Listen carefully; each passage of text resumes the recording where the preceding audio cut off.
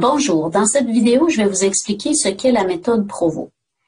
Donc, premièrement, on appelle la méthode Provost parce que c'est l'auteur principal du document sur les normes de présentation d'un travail de recherche. Donc, en fait, qu'est-ce que ça concerne? Donc, ils vont présenter différentes normes par rapport aux références. Mais les références où il y a les références dans le texte, donc les citations, les paraphrases ou les reformulations. Il y a aussi les citations à la fin du travail, donc comment on doit bien les écrire, les références complètes dans la liste des références. Et toutes ces références-là, que ce soit dans le texte ou à la fin, sont basées sur la méthode auteur-date. Mais il y a aussi des normes par rapport à la mise en page. Donc, ça va inclure les marges, la pagination, les polices utilisées. Donc, si on a une citation de moins de 40 mots, il faut absolument indiquer entre guillemets qu'est-ce qui est copié intégralement. Et il faut aussi marquer les 3 renseignements nécessaires pour respecter cette méthode de référence. Donc ici, je vous donne quelques exemples. Dans les 2 paragraphes présentés ici, c'est exactement le même extrait qui est présenté, mais la référence se trouve de 2 façons différentes. Donc dans le premier extrait, la phrase commence tout simplement, il faut également considérer que l'extrait est entre guillemets et dans une parenthèse à la fin, on précise les auteurs, la date de publication du document dans lequel cet extrait-là apparaît et le numéro de page, plus précisément où est l'extrait. Une autre façon de faire, c'est d'écrire les auteurs directement dans la phrase. Donc, Leroux et Vézina affirment que, patati patata, on voit que c'est exactement le même extrait, les guillemets sont encore présents et les 3 renseignements sont aussi présents, mais d'une autre façon. Les auteurs, l'année de publication et la page d'où provient l'extrait. Je vous fais remarquer un petit détail ici, très technique dans la méthode Provost. Quand les auteurs sont marqués dans la parenthèse et qu'il y en a plusieurs, on marque une perluette avant le dernier auteur. La perluette, ça se trouve en haut du chiffre 7 sur votre clavier. C'est un « et » anglais. Mais si on écrit les auteurs dans la phrase, comme nous, on écrit en français, bien, on va utiliser le mot « et » pour que la phrase se dise bien. Toutefois, si on a une citation de 40 mots et plus, et là, dans ce cas-là, on va placer le texte en retrait sans les guillemets à interligne simple, avec les mêmes renseignements.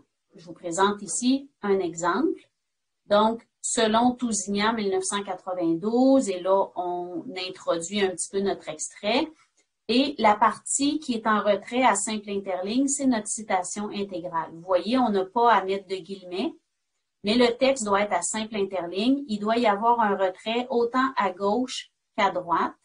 Et le retrait est habituellement de la même grandeur que l'alinéa du début de paragraphe.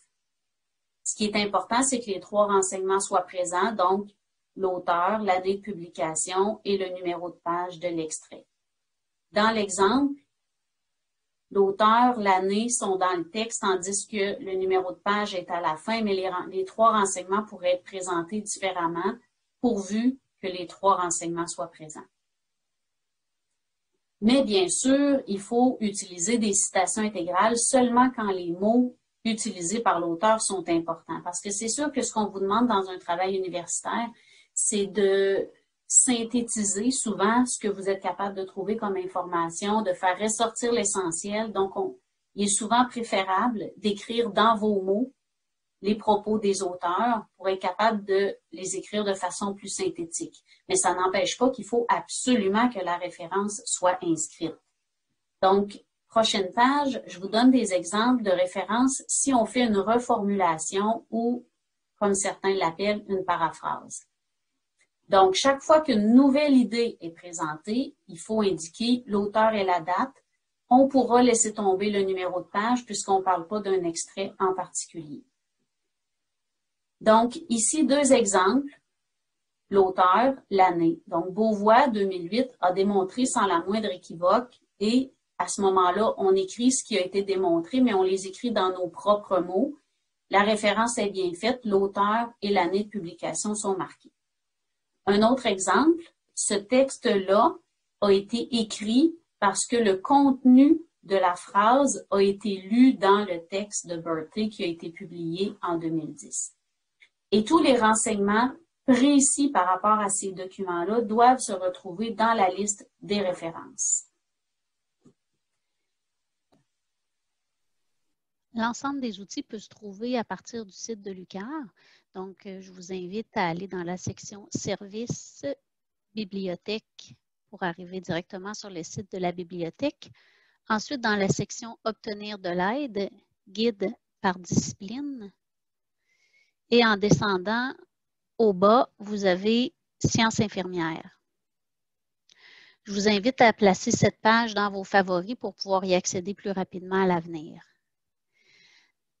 Donc, sur la page d'accueil du guide en sciences infirmières, en déroulant vers le bas, vous avez accès au guide de présentation des travaux, un aide-mémoire qui est un résumé du livre de Provost. Ensuite, vous avez 2 canevas Word.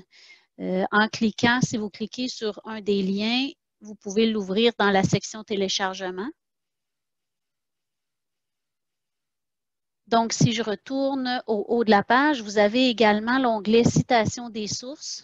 Donc, en allant dans la section Liste de références, vous avez vraiment ici pour chacune des types de sources que vous avez, un exemple de la façon d'écrire la notice et plusieurs exemples de documents selon différents éléments. Dans la section de droite, vous avez aussi les spécificités si votre document comporte un auteur, 2 ou plusieurs auteurs. Ensuite, toujours dans l'onglet Citation des sources, si on va dans la section Citer dans le texte, vous voyez les spécificités entre la citation et la paraphrase, puis aussi comment indiquer vos références dans le texte selon différentes situations particulières.